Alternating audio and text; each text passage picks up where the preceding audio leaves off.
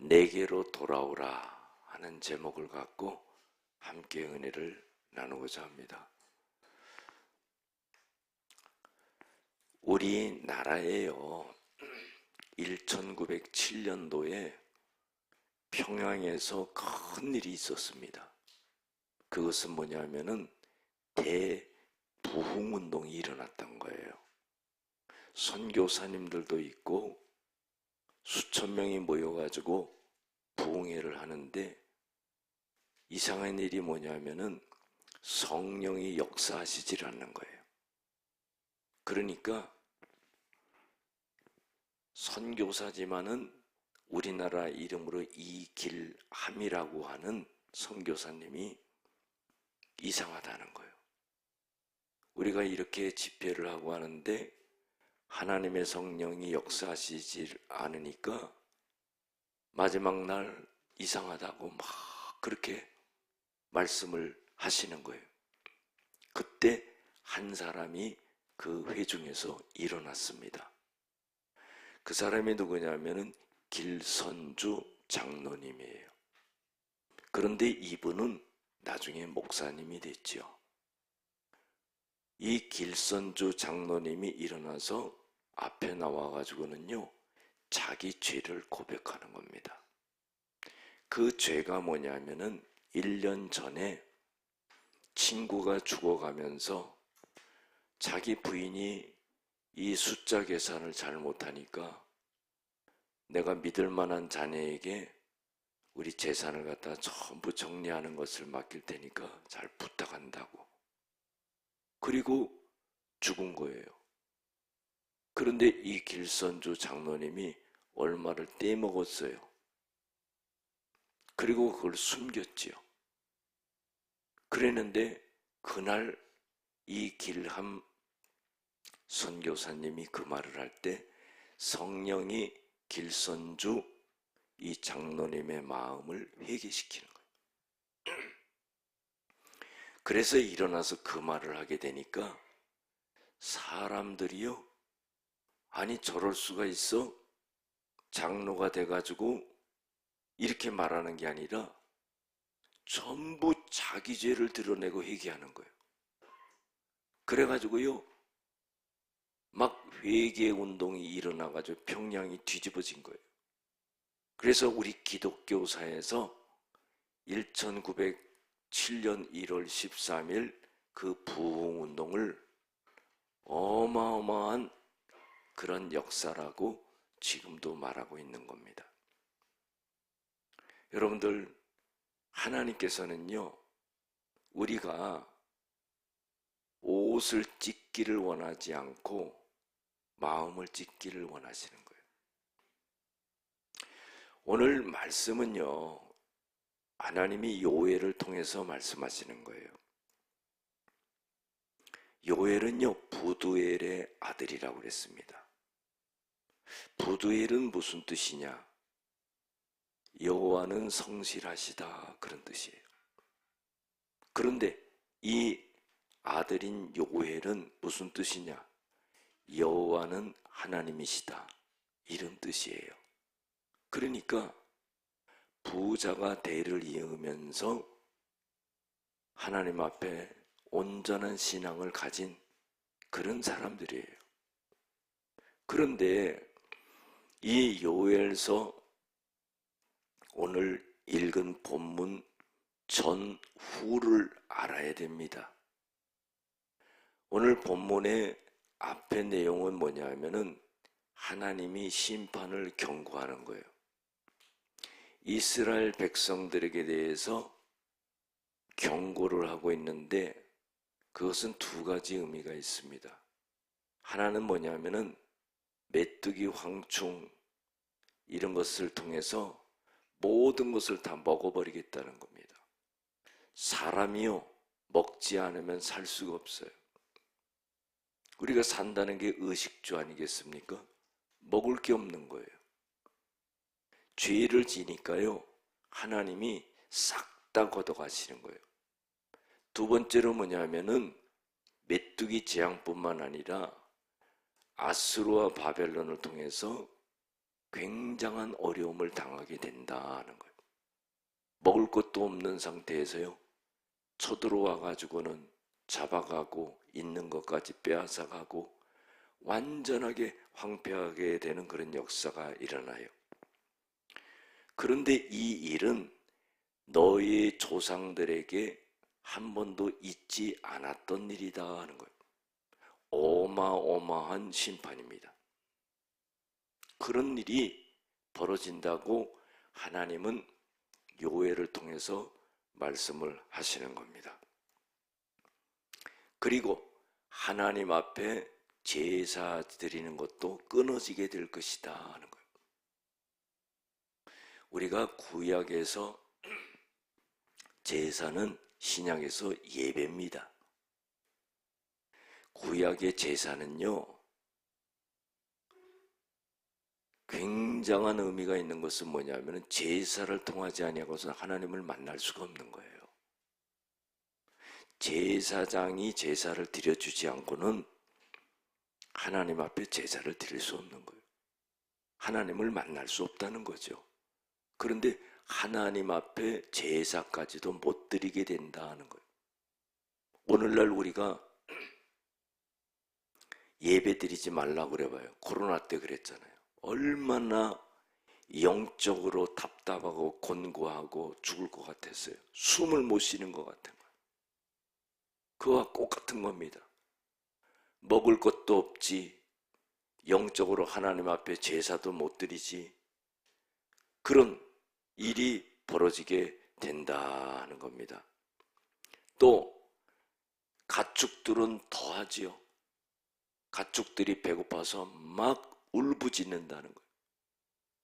들과 산에는요, 불이 붙어가지고 싹 다 타는 거예요. 뭐 이거 어떻게 할 수 없는 그런 상황이 벌어지게 된다는 겁니다. 날은요, 어둡고 캄캄하고 구름이 덮이고 앞이 보이지 않는 그런 상황이 된다는 겁니다. 이것을 성경에는 뭐라고 말하냐면은 여호와의 날이다. 여호와의 날이라는 것은 하나님이 심판하는 날이다, 그런 말이에요. 이것은 굉장히 크고 두렵고 그것을 이길 사람이 없다는 겁니다. 사랑하는 성도 여러분, 우리 인생 가운데요, 이런 일을 만나면은 헤어나올 사람이 없는 거예요. 우리 구약에도 한번 보면은요, 소돔과 고모라에 유황불이 떨어졌던 거, 이런 재앙, 노아 시대에요, 물로 심판한 그러한 재앙, 피할 길이 없는 거예요.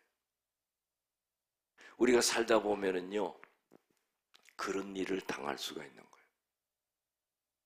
나는 성실히 사는 것 같고, 나는 열심히 사는 것 같고, 그런데요, 하나님이 보실 때는 그렇지 않다는 거예요. 그래서 하나님이 재앙의 날을 선포한다, 이 말이죠. 그런데 하나님이 이렇게 심판만을 경고하시는 하나님이냐? 심판을 경고한다는 것을 멸망시키겠다는 겁니다. 그럼 하나님이 멸망시키기 위해서 이 말씀을 하시는 거냐? 하나님이 말씀하시는 목적은 뭐냐? 멸망이 아니라는 거예요.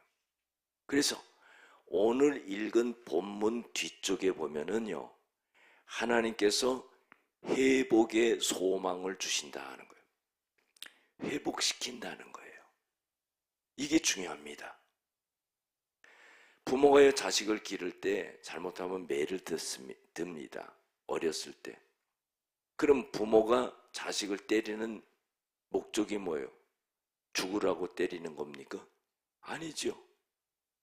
잘못을 깨닫고 바르게 살아가라, 그런 의미에서 사랑의 매를 대는 거라, 이 말이에요.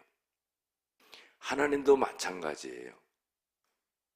이스라엘 백성들에게 심판의 경고를 하고 있는 것은 심판해서 멸망시키려고 그러는 것이 아니라 회복의 소망을 주시려고 하는 것이다 하는 거예요.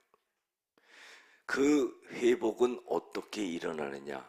그것이 오늘 본문의 말씀이에요. 한마디로 말하면 회개입니다. 구체적으로 어떻게 해야 되는지를 살펴볼 것인데, 먼저 회개하게 되면은 하나님이 회복을 시키는데 어떻게 회복을 시키냐면은 불쌍히 여긴다는 거예요. 하나님이 이스라엘 백성들을 불쌍히 여기는 것은 회개할 때 불쌍히 여긴다는 거예요. 사랑하는 성도 여러분, 우리가요 사람한테 불쌍히 여김을 받으면은요 견디질 못해요. 너무나 마음이 괴로워서. 그러나 하나님 앞에 불쌍히 여김을 받으면은요 살아나는 역사가 일어난다는 거예요. 회개할 때 하나님이 불쌍히 여긴다는 거예요. 그리고요 그 기도를 들으시고 응답하신다는 거예요. 아무리 기도해도 하나님이 듣지 않고 응답해 주시지 않는다면요 소망이 없는 거예요. 그러나 회개하고 부르짖을 때 불쌍히 여기시고 응답을 해 주신다 이 말이에요. 그리고요 곡식도 먹을 곡식도 하나님이 다 회복시켜 준다는 거예요. 먹을 수 있게 해준다는 거예요. 짐승들까지도 먹을 수 있게 해준다는 거예요. 싹 다 타버리고 싹 다 메뚜기가 먹어버렸는데 어떻게 그것이 회복될 수 있겠어요? 하나님의 능력으로 먹여주신다는 거예요.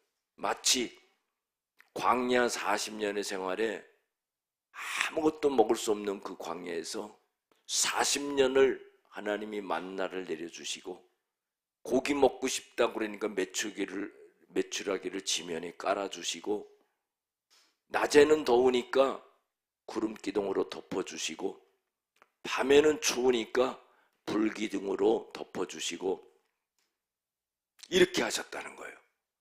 하나님이 먹여주신다는 거예요.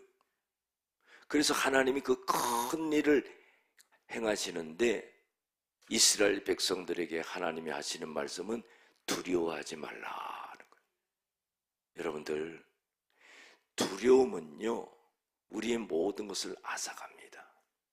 그런데 우리가 살아갈 때 두렵지 않아요? 내가 처해져 있는 상황을 보면서 두렵지 않습니까? 내가 할 수 있는 일이 없어요. 내 앞에 큰 장벽이 있어요. 내가 그걸 뚫지 못해요. 두렵지 않습니까? 그런데 하나님은 너희가 회개하고 돌아오면은 너희는 두려워하지 않아도 된다는 거예요. 왜냐? 그것들을 하나님이 해결하신다는 거예요. 우리가 믿음 생활하면서요 정말로 하나님의 말씀을 경험하는 자들이 돼야 돼요. 그 하나님의 말씀을 내가 듣고 믿을 때 하나님이 정말로 내가 죽을 것 같은 이 상황을 하나님이 열어주시네. 기도하니까 하나님이 내 기도를 들어주시네. 이게 돼야 된다는 거예요. 그래서 우리는 하나님을 어떻게 규정해야 되냐면요 우리의 하나님 이전에요 나의 하나님이 돼야 돼요. My Father이 돼야 된다는 거예요. 나의 하나님, 나에게 역사하시는 하나님, 내 기도를 들으시는 하나님, 내 길을 여시는 하나님, 나를 도와주시는 하나님, 나를 붙잡아 주시는 하나님, 나를 건져주시는 하나님, 나를 축복해 주시는 하나님, 나를 승리하게 하시는 하나님, 나의 하나님. 다른 사람이 두려워하지 말라고 그러면요 두려움이 계속 지속됩니다. 그러나 하나님이 두려워하지 말라고 그러면은 이거는 해결이 되는 거예요. 왜? 하나님이 보장하신다는 겁니다. 그리고요 하나님께서는요 힘을 주신다는 거예요. 본문을 다 뒤에까지 읽을 수가 없어요. 그냥 제가 이렇게 설명해야죠. 하나님이 힘을 주신다는 거예요. 우리가 세상 말에도 그러잖아. 맥 빠져서 아무것도 할 수 없다. 맥이 빠져버리면요 움직일 수가 없는 거예요. 그런데 하나님이 힘을 주시잖아요. 맥이 뛰는 거예요. 뛸 줄로 믿습니다. 우리가 예배 드리고요 하나님 말씀 받고 돌아가면은요 맥이 뛰는 거예요. 힘이 나는 거예요. 세상 사람들은 어디 좋은 데 가서 기를 받았다 그러는데 그거는 다 쓸데없는 일이에요. 하나님이 주시는 힘을 받아야 되는 거예요. 말씀을 받아야 되는 거예요. 나의 말씀으로 받고 힘을 얻어야 되는 거예요. 예배 드리고 하나님 말씀을 받고요 세상에 나가서는 힘있게 하나님을 의지하고 가야 되는 거예요. 때마다 시마다 기도하면서요 하나님을 바라보면서 가야 되는 거예요. 힘을 주신다는 거예요. 그래서 하나님은 기뻐하고 즐거워하라. 우리가 가만히 생각해 보세요. 삶이요 눈물과 슬픔 속에서 살아가나 기쁨과 즐거움 속에서 살아가나. 그런데 우리의 삶이 앞에 놓여져 있는 거 보면은요 늘 눈물을 흘려야 되고 늘 슬퍼해야 되고 이런 일들이 있다는 거예요. 왜 그러느냐? 똑같은 상황이지만 하나님을 바라보면은요 그것이 기쁨으로 변하는 거예요. 슬픔이 변하여 기쁨으로 변하는 거예요. 문제가요 해결되는 거예요. 물이 변하여 포도주가 되는 거예요. 이런 역사가 일어난다는 거예요. 이걸 경험해야 된다는 거죠. 절대적인 믿음을 갖고 내 상황만 바라보면요 문제 속에 깊이 빠져들어가고 늪 속에 빠져서 나오지 못하는 것 같아요. 문제를 바라보지 말아야 돼요. 주님을 바라봐야 되는 거예요. 주님을 의지해야 되는 거예요. 그래서 뭐냐면 기뻐하고 즐거워하라. 어떻게 기뻐하고 즐거워할 수가 있겠습니까? 내가 지금 이렇게 죽을 것 같고 내가 지금 이렇게 고통스럽고 내가 지금 숨을 못 쉴 것 같고 내 문제가 나를 누르는데 어떻게 내가 즐거워하고 기뻐할 수가 있겠습니까? 하나님을 믿을 때 하나님이 그것을 뛰어넘게 하신다는 겁니다. 그 문제를 해결해 주신다는 겁니다. 나를 붙잡아 주신다는 겁니다. 그 믿음이 나에게 있을 때 하나님이 역사하신다 이 말이에요. 그래서 즐거워하고 기뻐하라 하는 거예요. 믿음이 없이는요 불가능한 일이에요. 히브리서 11장 6절에 보면은 믿음이 없이는 하나님을 기쁘시게 할 수 없나니 하나님께 나아가는 자는 반드시 그가 계신 것과 그가 자기를 찾는 자들에게 상 주시는 이심을 믿어야 할지니라. 히브리서 20장 35절 이하에도 담대함을 버리지 말라. 이것으로써 큰 상을 얻느니라. 너희들은 뒤로 물러가 침륜에 빠지는 자가 아니다 하는 거예요. 여러분들 우리는 하나님이 우리를 딱 붙잡고 있는 거예요.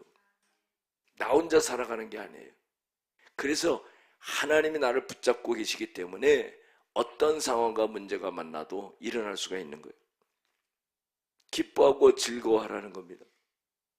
하나님께서 이른 비와 늦은 비를 내려주시고 모든 곡식을 적합한 때에 자라게 하시고 추수하게 하고 먹게 하고 한다는 거예요. 우리가 세상에서 일을 해도 그러잖아요. 새벽부터 밤까지 열심히 일했는데요 손에 물을 부으면은 물이 다 빠져나가고 손에 아무것도 없는 것처럼 이게 얼마나 허탈합니까? 노력 안 한 것도 아니에요. 열심히 안 한 것도 아니에요. 정말 몸이 부서지도록 일했는데 손에는요 물을 부은 것처럼 다 빠져나가고 아무것도 없는 거예요. 여러분들 하나님이 함께 하셔야지만 그 수고하고 노력한 것도 손에 거머쥘 수가 있는 거예요. 그래서 하나님께서는 이른 비와 늦은 비를 주신다는 거예요. 회개하게 되면 이런 은혜가 임한다는 거예요. 메뚜기가 횟수대로 너희들 것을 다 먹어버렸지 않느냐. 그러나 내가 너희들이 메뚜기가 먹은 그 횟수대로 딱 계산해서 다 내가 갚아주겠다는 거예요. 하나님은요, 우리의 머리카락까지도 세시는 하나님입니다. 하나님은 졸지도 아니하시고 주무시지도 아니하시는 하나님이에요. 하나님은 알파와 오메가가 되시고 처음과 나중에 되시고 시작과 끝이 되시는 하나님이에요. 하나님은 내가 이 땅에 존재할 수 있도록 그렇게 하신 분이라는 거예요. 나에게 눈을 띄지 않고 계신다는 거예요. 나를 붙잡고 계신다는 거예요. 나를 돌봐주신다는 거예요. 예수님이 그러셨죠. 내가 곧 길이요 진리요 생명이니 나로 말미암지 않고는 아버지께로 올 자가 없느니라. 주님이 따라간 길을 쫓아가는 겁니다. 그래서 회개하게 될 때 영원히 수치를 당하지 아니하리라. 살아가면서요, 수치를 당하고 부끄러움을 당하고 조롱을 당하고 그러면 얼마나 괴로워요. 못 먹은 것도 괴로운데 굶주린 것도 괴로운 일인데 거기서 수치를 당한다고 생각해봐요. 살아갈 수가 없는 거예요. 그러나 하나님은 뭐예요? 너희들 먹는 거 걱정도 끝났다. 너희들 슬픔도 끝났다. 너희들 수치당했던 것도 끝났다. 모든 것을 회복시켜 주겠다는 거예요. 이게 어떻게 해서 그렇게 되느냐? 그것이 오늘 본문 말씀에 회개해야 된다는 겁니다. 구체적으로 보면은요, 12절에 보면은요, 회개는요, 때를 놓치지 말아야 되는 거예요. 뭐라고 말합니까? 이제라도 하나님이 말씀하시는데 너희는 이제라도 금식하며 울며 애통하고 마음을 다하여 내게로 돌아오라. 지금이라 이 말에 지금. 늦춰서는 안 된다는 거예요. 지금 회개하고 돌아와야 된다는 거예요. 지금 마음을 바꿔야 된다는 거예요. 지금 하나님 앞에 통회하고 금식하고 눈물을 흘려야 된다는 거예요. 지금이 기회다 이 말이에요. 고린도후서 6장 2절에 뭐라고 말씀하고 있습니까? 보라, 지금은 은혜 받을 만한 때요. 보라, 지금은 구원의 날이로다. 지금이에요, 지금. 오늘 우리가 예배 드리면서 하나님의 말씀을 듣는 이 말씀이 우연한 겁니까? 하나님이 우리에게 가장 적합한 때 우리에게 주시는 말씀이라 이 말이에요. 지금 은혜를 받아야 된다는 거죠. 지금 구원을 받아야 된다는 겁니다. 지금 해결을 받아야 된다는 거예요. 해결이 나중에 되는 거지만은 지금 말씀을 받으면서 문제 해결이 이미 끝나는 거예요. 하나님이 나에게 주시는 그 말씀이 나에게 임하게 될 때, 내가 그것을 믿고 따르고 회개하게 될 때 하나님께서는 지금 문제를 해결하신 거예요. 그리고 밖에 나가보니까 하나님이 풀어주시는 거예요. 그래서 요엘 선지자는 이제라도 너희들이 금식하고 울고 회개해야 된다. 그리고 하나님께 돌아와야 된다는 겁니다. 하나님은요, 심판이 목적이 아니에요. 하나님께서는 이스라엘 백성들을 살리려고 하는 게 목적이라는 거예요. 우리가 세상 살아가기 얼마나 바빠요. 주일날도 바쁘지요. 근데 하나님이 요 시간에 요게 딱 앉혀주는 거예요. 그 예배드리게 하고요, 하나님 말씀 듣게 하고 해서요, 하나님이 나를 깨우쳐가지고 나를 살리려고 하는 거예요. 이것은요, 세상에서 들어볼 수 없는 말씀이에요. 왜? 하나님의 말씀이기 때문에. 세상에 수십만 권의 책이 있어도 들어볼 수 없는 말씀이라면, 왜? 이것은 하나님의 말씀이기 때문에. 하나님의 말씀은 능력이 되는 겁니다. 하나님의 말씀은 구원이 되는 겁니다. 하나님의 말씀은 축복이 되는 겁니다. 하나님의 말씀은 우리의 앞길을 열어주는 말씀이 되는 겁니다. 두 번째로요, 마음을 찢으라 그러는 거예요. 13절에 보면 너희는 옷을 찢지 말고 마음을 찢고 여호와께로 돌아올지니라. 유대인들은요, 슬픈 일이 있을 때 이 겉옷을 찢었다는 거예요. 회개할 때 이 겉옷을 찢었다는 거예요. 그런데 문제는 뭔지 아십니까? 옷만 찢었어. 돈만 들어가는 거죠. 옷 새로 사야 되니까. 마음은 변화되지 않는데 옷만 찢은 거예요. 가식적인 거죠. 형식적인 거죠.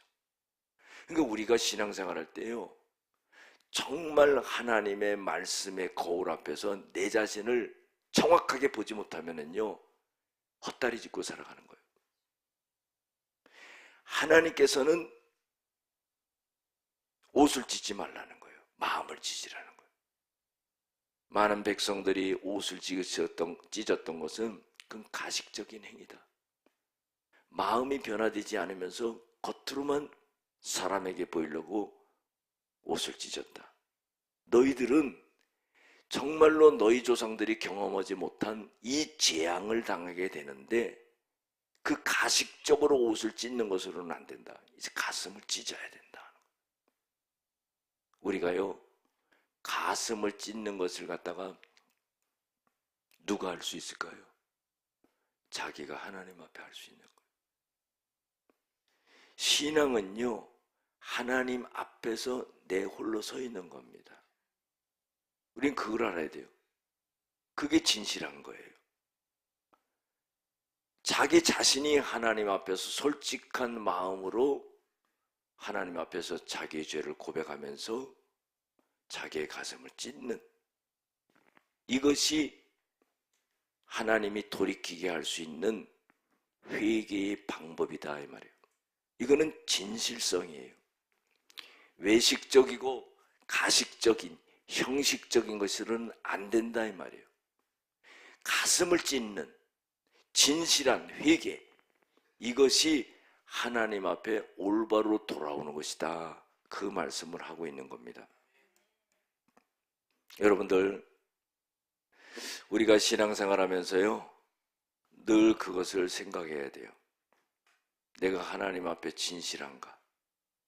진실하다는 것은 죄를 안 졌다는 말이 아닙니다. 내가 죄 졌으면은요, 내가 죄를 졌습니다 하고 고백하고 회개하는 게 진실한 거예요.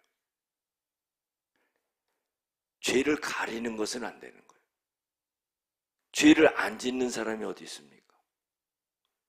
오늘 말씀에도 보면 앞에 쭉 나오는데 이스라엘 백성들에게 하나님이 말씀하시는 건 뭐냐면은 이런 말씀을 하세요. 취하는 자들아, 너희는 깨어올지니라. 여러분들 지금 회개해도 부족할 그런 때예요. 술 먹고 취해 있는 거예요. 하나님의 에베소서 5장 18절에도 그렇게 말씀하세요. 술 취하지 말라, 이는 방탕한 것이니 오직 성령의 충만함을 받아라. 사도행전 2장 13절에 보면은요, 성령이 충만했던 사람들을 보면서 사람들이 조롱하면서 뭐라고 하냐면 세술에 취하였다 그런 거예요. 이게 뭡니까? 성령에 취해 있는 거예요.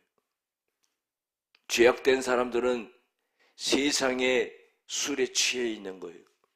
자기를 가누지 못하는 겁니다. 그러나 믿음의 사람들은요, 성령에 취해 있다는 거예요. 그걸 세술로 표현한 거예요. 성령에 취해 있어야 되는 거예요. 하나님의 말씀에 취해 있어야 되는 거예요. 이런 모습이 진정으로 가슴을 찢고 하나님 앞에 돌아오는 모습이 된다는 겁니다. 그리고 세 번째로 오늘 말씀 속에서 우리가 생각할 수 있는 것은 뭐냐면은 하나님은 사랑이시다. 하나님 앞에 돌아갈 수 있는 근거가 뭐냐? 하나님이 우리를 죽인다 그러면 누가 돌아가요? 얼른 와라.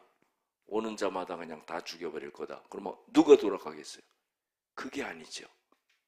우리가 죄졌지만은 회개하고 하나님 앞에 돌아갈 수 있는 근거는 하나님은 사랑이시고 하나님은 우리를 용서해 주신다는 전제가 있는 거예요. 아니, 나 죽인다 그러는데 누가 갑니까? 요한복음 3장 16절에서 18절에 보면 하나님이 세상을 이처럼 사랑하사 독생자를 주셨으니 이는 그를 믿는 자마다 멸망치 않고 영생을 얻게 하려 하심이라. 죄지은 자들이 예수님을 믿으면은 영생을 얻게 하셔. 하나님께서 예수를 보내신 것은 이 세상을 심판하려 함이 아니요, 하나님께서는 그를 믿는 자마다 다 구원하게 하려 하심이라 그랬어요. 얼마나 놀라운 말씀입니까? 하나님의 독생자를 믿는 자는 믿지 않는 자는 이미 그 외아들 독생자를 믿지 않기 때문에 심판을 받은 것이다. 우리에게 하나님이 믿음을 줘서, 하나님은 사랑의 하나님이기 때문에 죄지은 내가 하나님 앞에 회개하고 다가갈 때 하나님 나를 벌을 내리시지 아니하고 내 죄를 용서하시고 구원하신다는 이 은혜가 얼마나 크냐 이 말이에요. 하나님은요 사랑이다 이 말이에요. 부모 말씀 안 듣는 자식이요 집을 뛰쳐나갔지만은 망해갖고 돌아와도 그 자식 받아주잖아요. 하나님도 똑같단 말이에요. 그래서요 하나님이 사랑이시라는 것을 알아야 돼요. 있는 거는 싹 용서해 주시고 하나님이 복을 내려 주신다는. 그래서 우리는요 늘 하나님께로 돌아가야 되는 거예요. 멀리 가면은 처량하고 고난 인생을 사는 거예요. 하나님께 가까이 와야 되는 거예요. 야고보서 4장 8절에도 하나님을 가까이 하라 그리하면 너희를 가까이 하시리라. 하나님을 멀리하라 그러면 하나님도 멀리 하신다. 그 말씀 아니겠어요? 하나님을 가까이 해야 되는 거예요. 죄를 지었을 때도요 하나님을 가까이 해야 돼요. 왜요? 죄 용서함을 하나님으로부터 받기 때문에. 죄 졌다고 하나님을 멀리 떠나면 그 죄가 더 큰 거예요. 커지는 거예요. 쌓여지는 거예요. 죄를 졌을지라도 하나님을 가까이 해야 돼요. 잘할 때만 하나님 가까이 하는 게 아니라 죄 졌을 때도 더 하나님을 가까이 하고 회개하고 자복하고 할 때 하나님께서는 복을 주신다는 거예요. 죄진 자를 벌하시는 게 목적이 아니에요.